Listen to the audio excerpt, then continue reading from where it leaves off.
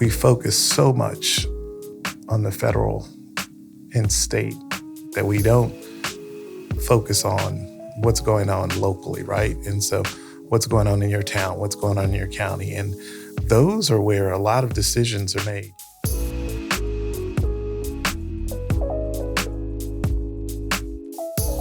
You're listening to Illogical by Truth.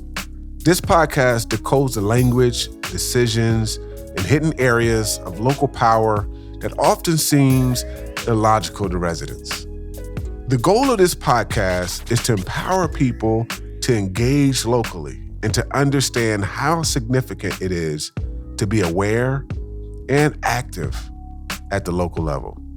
Once local government is logical, it will become meaningful and provide the benefits that allows for people to live a thriving life. Welcome to another episode of Illogical by Truth. And today we have such a special guest with us today. David Ellis is the county manager for Wake County, one of the largest counties in North Carolina, and one of the most significant counties in the country because of its growth and its reputation across the nation in terms of consuming new residents. And so with that consumption comes new issues. And so for me, in order to really highlight how significant local government is and should be to residents, your position as county manager is critical. And so I want to welcome today to the podcast, Illogical by Truth, David Ellis. Thank you. And just one small correction. Wake County is the largest county in North Carolina. We surpassed Mecklenburg a couple years ago. Wow. So we are with the largest county. So again, we can't have a podcast about unlocking power, local power for residents and empowering people if we're not talking about disposition. And what David Ellis performs and how he performs in his role impacts every county across North Carolina. And you see some of these ripples in other states. So with that, I want to jump in first with, how did you land at that position? How did you get to that role? You know, it's an interesting story, and I am probably different than most county city managers with my background. I started out as a social worker when I got out of college and worked for about 12 to 15 years as a social worker, and recognized that working with families, while I enjoyed it, you could maybe help one family, maybe two families at a time. And I recognized that being able to help influence policy, you could really help more families. And so I had some great mentors in Virginia who encouraged me to branch out, was selected for an internship program in the county executive's office in Fairfax, and went back to school. The county paid for me to go back to school to George Mason and receive an MPA. And that kind of started my pathway into administration. Now, our podcast started with Ella Baker. Mm-hmm. That's how we launched this conversation. And we talked about the wave across the country that she created just in the basement at Shaw University, which is HBCU in Raleigh. And nobody knows about Ella Baker. Even if you ask people that are in Raleigh, they don't know. Right. Your position holds a lot of responsibility and influence for many lives. How did you... What was the moment in which you first realized that this is a big deal? Like, I'm touching, because you said you wanted to go from micro to macro. Right. How did you know that, okay, I'm touching quite a few human beings? That's a really good question.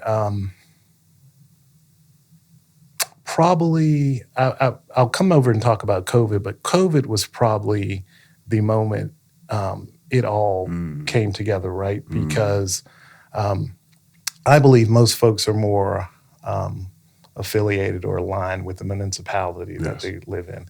As you said, many times people don't know or understand where the borders lie. That's right. And they may not be sure what the county is responsible for, what the city or what a town is responsible for. But during COVID, because the county has the responsibility for providing health department and services that go along with that, you know, suddenly we were touching pretty much all 1.15 million people in Wake County. And the ability to coordinate with our municipal leaders, get information out, that's when I realized, we are really touching and making making an impression on the lives of folks in Wake County. Now, I grew up in a faith tradition. My mother was an evangelist, and she always had us in the community. And we were trained to be more connected to the conditions of the human being before we reach any of the other categories of class or race, whatever. And I think that was the beginning of, I call it the social worker gene. Like that was the social worker gene that sort of like started me on this journey of wanting to be in education and to care about that trend of suspension and incarceration rates. When did that social work gene birth in you? So you and I share something. My father and grandfather were ministers in Spotsylvania, Virginia. And so, it was, I tell people all the time, it was a calling. We would be at home on Saturdays and someone would come by and they want to get married. And Dad would say, go upstairs, put your clothes on. We're going to marry this couple. And, I saw how, first was the family, then church. But my father would give the shirt off his back, do whatever he had to do for family, people in the church, even if people he didn't know. But it was that important to him. And so I joke with people, and they joke with me that I was trying to run away from the ministry, but I ran into something similar where I could make a difference in the lives of people. Yeah, I share that with you because my mother to this day, she said, I called you Terrance, and I wrestled with her. I said, Mom, why did you name me Terrance? Out of all the names in the world. She said, Terrance, one day, that name is going to touch a lot of lives one day. And David, just from serving with you on boards and seeing you in the community and just your disposition to care for others, your name is touching quite a few lives. And so I want to delve into what does that look like. And so my very first question that's pertaining to your position versus the human being behind the position, can you describe for the listeners, some of our listeners have never heard of a county manager or a city manager. They've never heard of, they just know that there's a mayor, and the mayor is a CEO in many of their minds, and that mayor is executing across regions, and they don't know about the county commissioners or the county manager. And so can you describe sort of key responsibilities and functions of your role as a county manager? Right. And can you help people get clarity around the distinction between that and a city manager? Sure, I will do my best. And some of the challenges lie where people may have lived before they moved here, right? So in North Carolina, you have what's called the council manager form of government. And so you have an elected body that is responsible for developing policy, and then you have the administrative side, which I lead, which is responsible for implementing the policies of the board and goals and things of that nature. And so I would say probably the biggest responsibility is the development of a balanced budget every year. So every year by July 1st, the county has to have a balanced budget in place for the next fiscal year, which would start July 1. And so we have like a great team of folks who we work with we probably started about a month ago, started talking about budget priorities, how do we, pay for employees, expansions of programs that may not be doing as well as we would like, making changes or eliminating those types of things. So the budget is probably the biggest thing because we've got to get it right every year. And I will say, and this was before I got to Wake County, but if you don't have a strong financial foundation in local government, you're not going to be able to do the things, a lot of the things that people would want you to do. So I also serve as the chief personnel officer within the organization. I have an HR director who I delegate that to, and she is just wonderful. And so, we have, I'm going to brag on them a little bit, but, we've lowered our vacancy rate to around 10%. Wow. Just being creative, trying some different things, being assertive out on the market. And so, those are probably my two biggest buckets. And then leading the organization, right? So I am not an elected official, but I am essentially a chief administrative officer for Wake County government. And so working with our employees, making sure they have the resources that they need to have to do the job is critical. A city manager or town manager, they have a lot of the same responsibilities. Where it differs, we have some countywide responsibility. And so when you look at EMS services, when you look at funding for the school system, when you look at health and human services, those are things that the county is solely responsible for. So we also are responsible for zoning, but only in the unincorporated area, right? The municipalities have responsibility for zoning within their jurisdiction.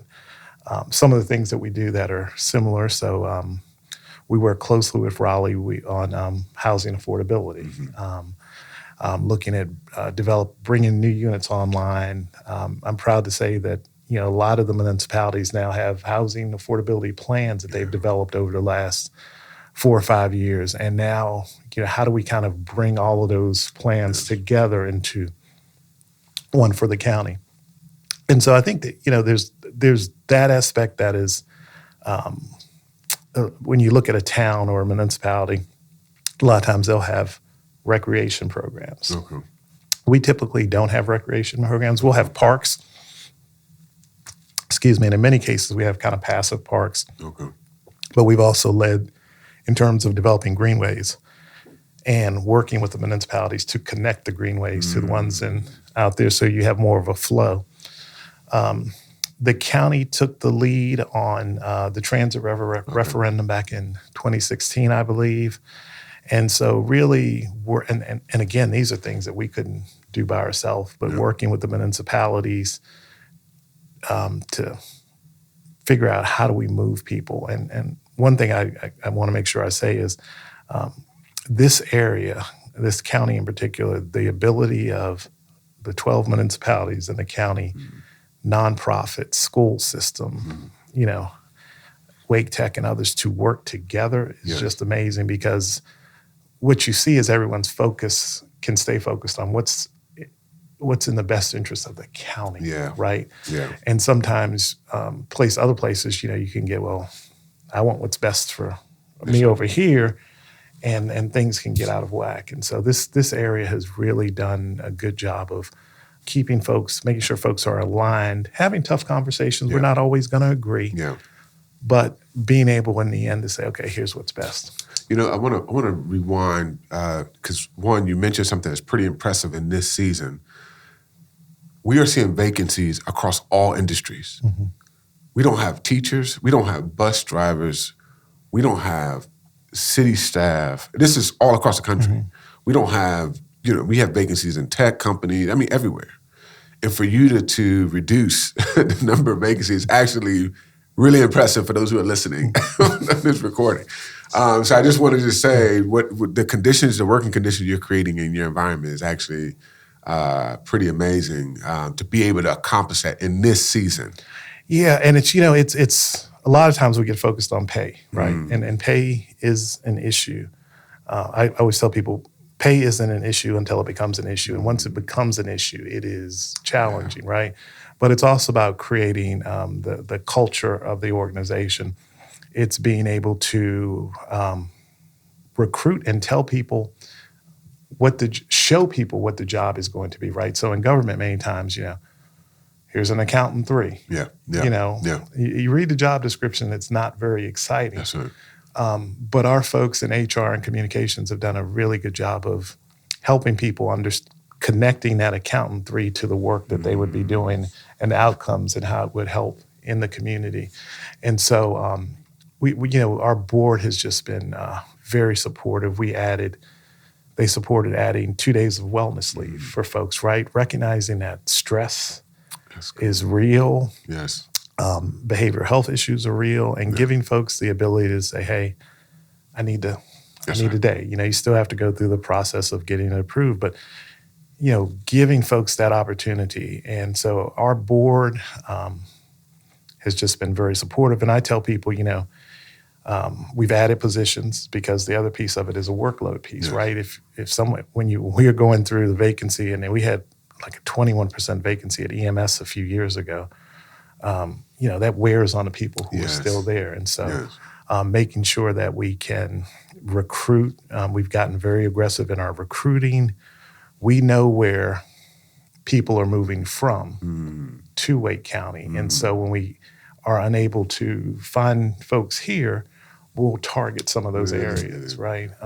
And so we've tried to be very comprehensive in our approach, and we know we've got to stay on top of our game. Voluntary benefits, being able to offer voluntary benefits that make it easier on a person.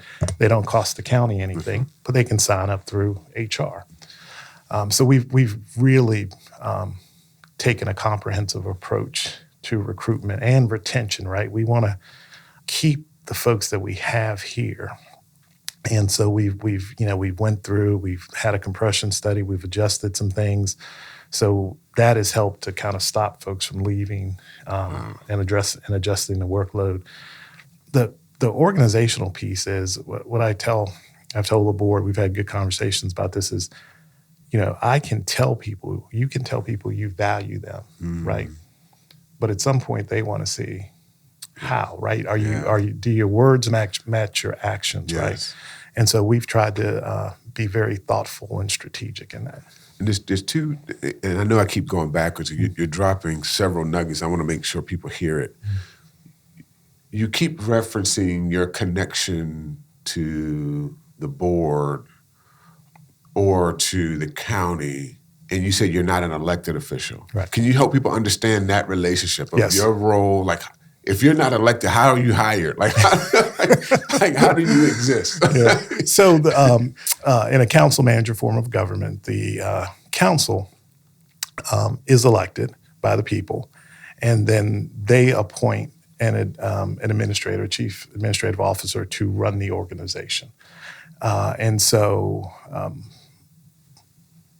it's interesting because I think right now I've been in this role 6 years, and I think there are only 2 people left that were there when they hired me. And so, it's, you're going to have new elected officials ever so often. And so our job is to make sure is not to get into partisan issues, but to do the work that the board has directed us to do.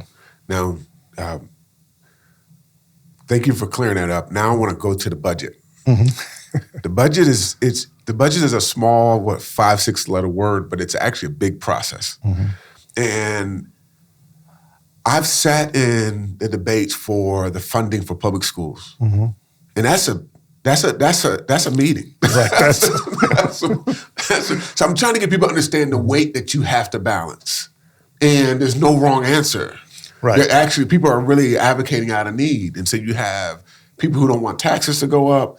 You have people who want the school board to get more money, and now you're managing one of the largest school districts in the country. Like, we're not talking about a small, right. You're talking about a massive institution that's coming to you for funding. And you're dealing with affordable housing crisis. You're dealing with, just so much. You're dealing with foster care and sort of having to make. So I just want people to understand the tensions that you have to sort of, Yeah, it's, budget season is very challenging. I'll try to tackle the school system first. We have a great school system here. I've had the opportunity to work with Kathy Moore for a number of years. I met Dr. Taylor and anticipate having a strong relationship with him. The state is the primary funder of the school system. The county has, due to the size and what size of the school system and the things that they would like to see, because it's, if you're in Wake County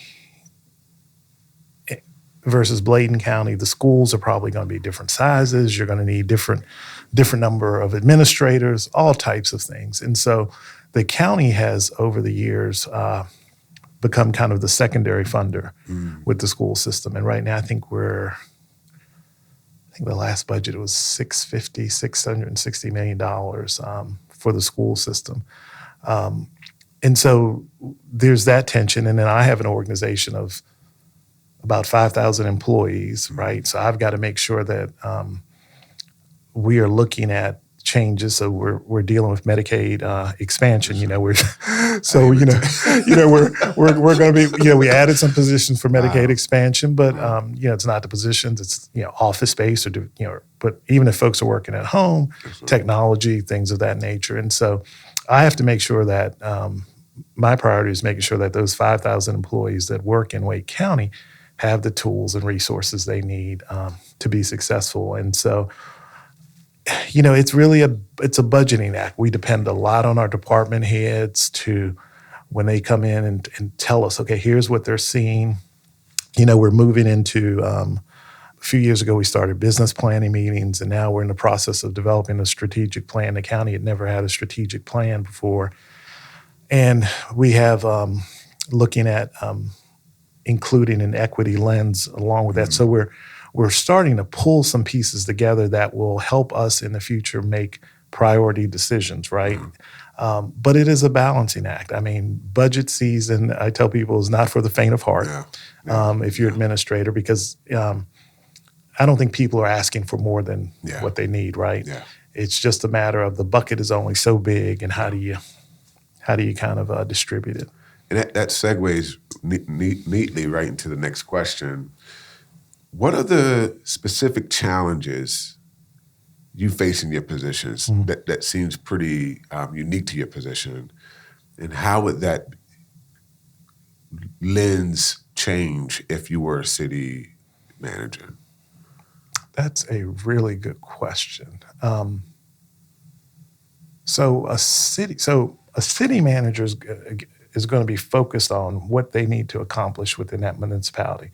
And I say that, but I want to be clear that the folks that in the city and the towns here, we all work together, right? So we're while the budget may be focused internally, we don't necessarily work in silos. Yeah. And so one of the things that I have to think about is, so we use EMS as an example, right?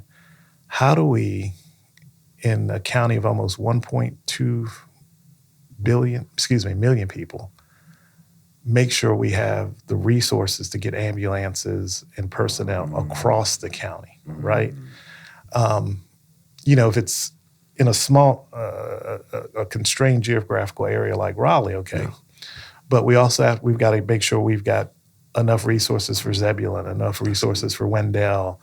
And so we are constantly looking at where growth is occurring and trying to plan out in the future where we may need buildings, EMS and fire buildings. We've been doing those together. But it's really trying to look at the county as a whole. I meet with the town and city managers every other month, and we kind of share issues, share challenges. We have some very high-level discussions about budget and things of that nature. But it is our focus has got to be on countywide. Gotcha. And, you want to make sure it would be easy if we didn't focus on, it would be easy for folks to say, well, you don't focus here or you don't focus there. So we are cognizant of that, trying to make sure that as a county, we are spreading the resources as appropriate. And I want to zoom into just what I have witnessed from your leadership. Mm-hmm. And we've really saturated Ella Baker in the soil of this podcast because she had a leadership philosophy. Mm-hmm. And she said, strong people don't need strong leaders. And I have witnessed your team of strong people. I mean, you are a recruiting machine. I have, and I say that because I've touched your work environment in several different ways. I touch it in public schools. I do a lot of work with public schools. I touch it in child welfare. I do a lot of work with child welfare. Affordable housing. I touch it in affordable housing. Your equity work that you're doing. So I touch sort of your tentacles in those 4 areas. And the human beings that you have doing that work are pretty impressive individuals. And I say that because the county, how the county operates, recruit, work, all of that is shifting and changing. And you have recruited some dynamic individuals to sort of take it by the horn and run. And I could just zoom into your affordable housing efforts. Your affordable housing efforts was having these conversations 5 years ago. 5 years ago, I witnessed. I was in the audience listening to your team say, "Hey, there's like the sky is falling." Right. Like, I remember that. The sky is going to fall, and everybody's like, "Oh yeah, we're doing great." Looking forward to the opportunities. You have an amazing team that you have I call them the Avengers. That's what I call it. You have put together the Avengers for a task that's in that scope. How do you foresee opportunities in the future? It look like you've planned well. You have low vacancies. You have a very strong budget. You have a very strong team. What opportunities do you see for the future of just county work? Yeah. So I will say it's funny you use the Avengers because I've used that term with them. But one of my philosophies is I don't want average employees. That's good. I want the best, right? That's good. And I want people who are smarter than me, right? Because there's no way I can know everything, right? No. But and one of the things we're doing now is it's the cross-pollination, right? So, if you look at an org chart, you've got the boxes where you've got names in it. But so much of the work now is happening in that gray area, right? Yeah. And so you've got to have people who can operate in that box and out of that box. And so that's one of the things that when when we have a vacancy, I really kind of look for folks. I keep kind of a mental Rolodex of people I've met at conferences in different places. But I've been blessed. You look at Emily Lucas, Dwayne Holder, Ashley Jacobs, Jose Cabanas, Denise Foreman, and Ben Canada. I mean, we just have a group that we've kind of gelled. We support one another. And I think going into the future, it's going to be more of that. Gotcha. One of my concerns, we talked about the housing affordability, but this all ties in again, transit. That's right. Right? That's right. That's right. By 2030, I think by 2030, we're projected to be around no later than 2030, 1.25 million people in the county. And, as we were joking before, I lived in Northern Virginia. I remember how bad that traffic was, right? And good. I don't want this area to get like that. I mean, that's good. We we have BRT kicking off. We have bus service out in some of the municipalities, but the beauty of Wake County is the quality of life, right? Yeah. And when traffic starts to impact your quality of life, that's right. You lose it. I think the other thing is when I think about the housing affordability, and we've started having some discussions about this, especially around the homeless piece, it's more than just housing. That's right. Right? It's economic mobility, right? How do we help folks develop a career path? So we're talking workforce development, right? Because the cost of that home is always going to go up, more than likely, right? But if that person's income isn't going up, at some point it is going to be a major struggle for them to stay in that home. And so, really, how do we make sure that transit, economic mobility, housing affordability, that we're, instead of looking at them separately, we're looking at them as a package. So, now, and I appreciate you connecting each of those issues together. And that's what I appreciate about you and your team. the person who's leading your affordable housing have been without a home before. So they understand the connection between needing to keep a job and needing to. So I mean, you've hired very well, and can I tell you a quick story? So I got to tell you, I've been blessed too, because our housing director and I both lived in Northern Virginia, but it was at different times. Wow. And so someone I had worked with called me one day and said, "Hey, I know this person. They're going to move to Wake County. They're dynamic. They have all kinds of housing experience." I said, "Okay, send her." And we had just, I think I had just gotten approval for the position. She walked in my office, started talking, and I'm sitting there like, oh my goodness, you know? So I've been lucky and blessed. So I'll also say that. And so with that, I know that many of the human beings that I've engaged with have a very aggressive vision for the future that has solutions embedded in that sort of goals and objectives. How do you create a dynamic human being and vision of human beings? How do you collaborate with other entities and municipalities that may not have that same scope? Right. Well, I think you have to meet them where they are, right? And, you know, 7 years ago, there was very little discussion about housing affordability. The city of Raleigh had been doing some excellent work around it. The county, we had a small division within Human Services, and I pulled it out and created a department. And so, but you look at where we are now, right? And so the more we can be supportive, the more we can show what's going on.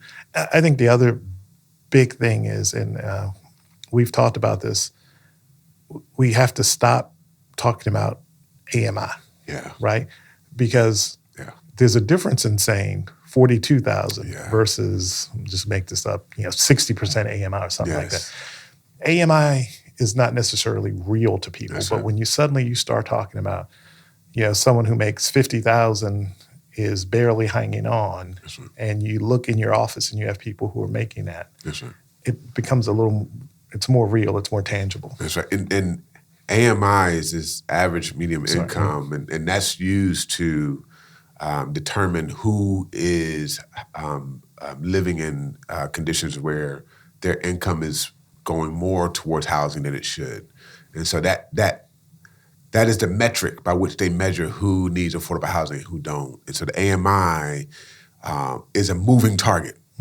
So Wake County is absorbing high salaries, individuals with high salaries. So that means the AMI may increase.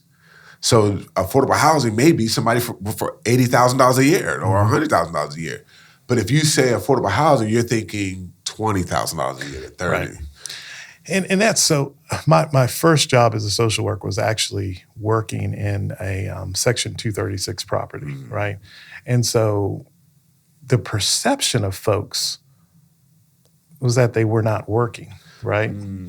That's good. More than likely, they were working, but they weren't making enough to get to find a market rent place, right? I tell people all the time, there's nothing. Most people do not want to go see a housing specialist every year, tell them how much you make, give them your W-2s. Most people don't want to do that. So when they get an opportunity, they're going to get out of there. We have to rest there. Right. Because the perception of somebody who needs a home or somebody that may be low income it gets more and more distorted the further you are away from that human being. And that's why another reason why I appreciate your social work gene that's in you as a county manager for so many lives. There are perceptions around laziness or perception around intelligence or perception around race or that drives how people make decisions around policy for people who need a home. Right. And so I appreciate that you're sitting at a seat where you're driving decisions and you see people appropriately. Well, I had, I won't say his name, but that first job I had, this gentleman pulled me aside one day who lived in the 236 property, and he started telling me about, all right, do you own a house? I said, no. He said, you need to buy a house, and here's what you need to do, and blah, blah, blah. And I guess I had a look on my face. And he said, you look surprised that I know all this. And I started stammering. And he said, look, he said, let me tell you about me. He said, I wasn't always here. Wow. He said, I owned 2 homes. My wife and I were doing well. His wife got sick. She lost her job. He lost his job to take care of her. They lost their home, and that's how he ended up in this 236 property, right? Wow. But he had led a full life. And to me, it just, it reinforced the message from my father that, none of us are better than anyone else. That's right. And any of us can be in that position at any time, because he never thought he would be in that position. That's right. So. Now, I have a couple more questions. Sure. Just a couple. One is around decision making. Mm-hmm. Now, when people are electing someone, they're electing them to make decisions on a range of issues. Mm-hmm. When you're hired to make decisions on a range of issues. But who you are as a human being matter and how you make decisions. And so in terms of decision making, what are the processes you go through as a human being, and then what are the processes you go through as a professional to make decisions? Yeah. So I think we're all shaped, as you alluded to, we're all shaped by our background, our upbringing, our education.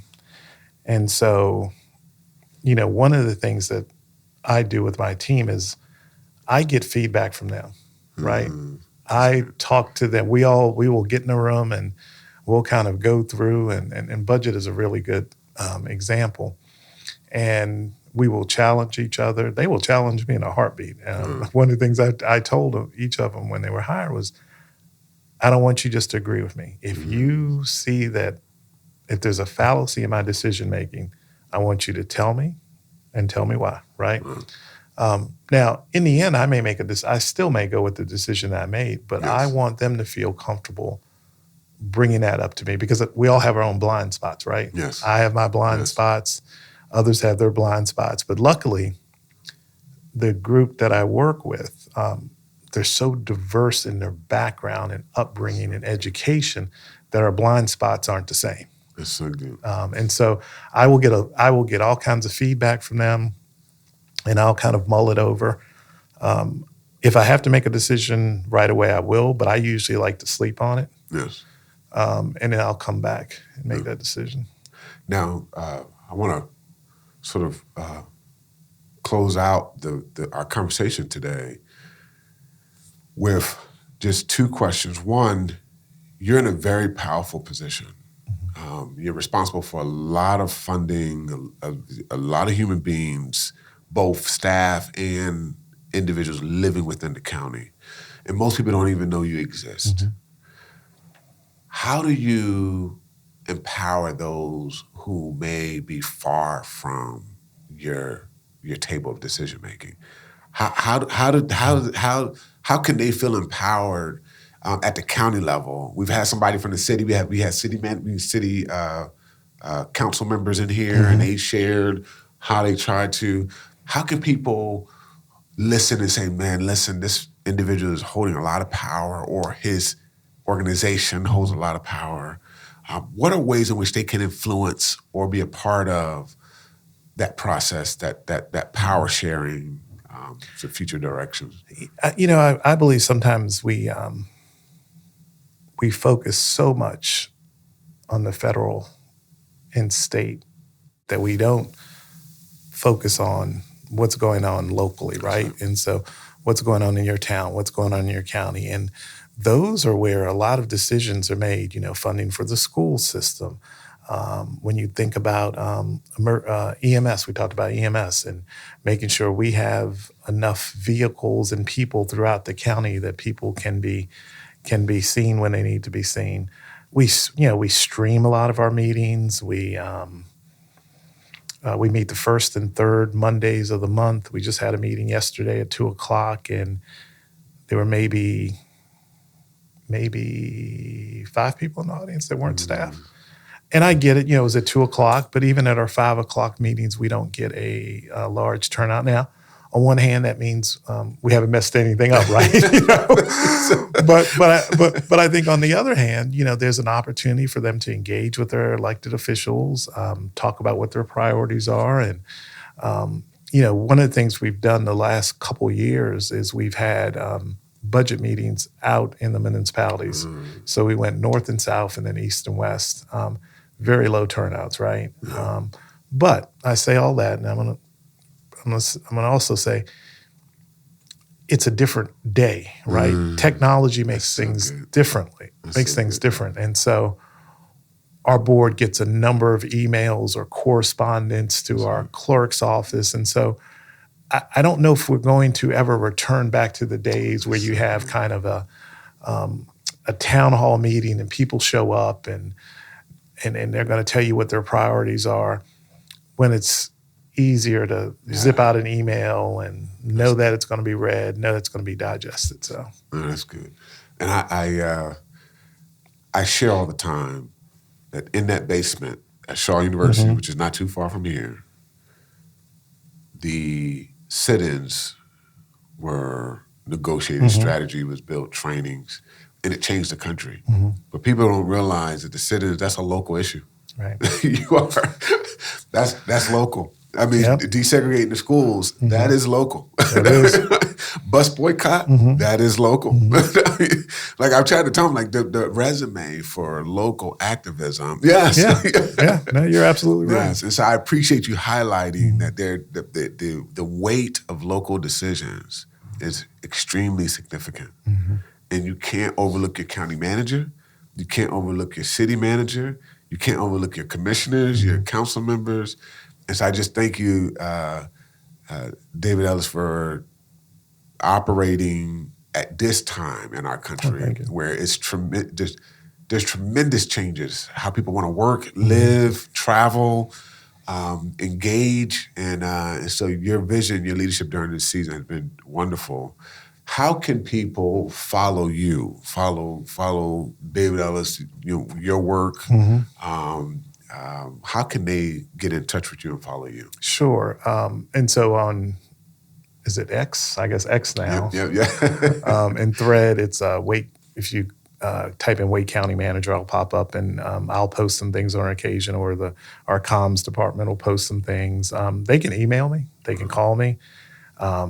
We're working on some email mitigation strategies. I think I usually try to get back to people. I had a gentleman call me one day who was wanted to know why we didn't fully fund the school system. And so I called him back and we had a conversation. And when I told him, I said, I recommended an additional 40 from last year, and the board added. He goes, "Oh, I didn't know that, right?"